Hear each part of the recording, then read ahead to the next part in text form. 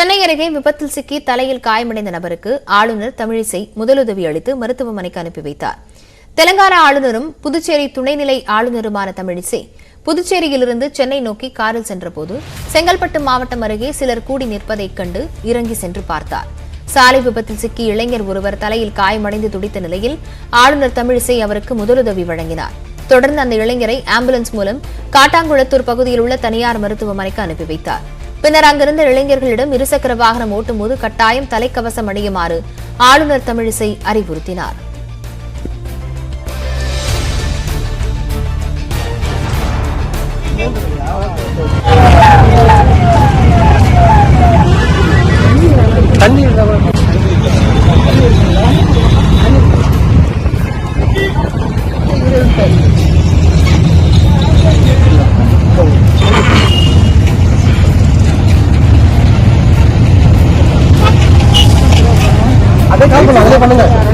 SIM card